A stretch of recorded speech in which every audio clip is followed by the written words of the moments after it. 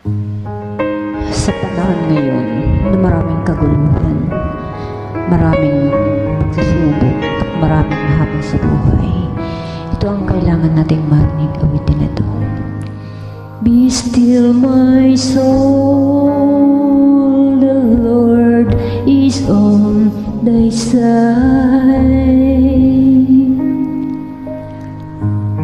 Bear patiently the cross of grief and pain. Look to thy God to order and provide.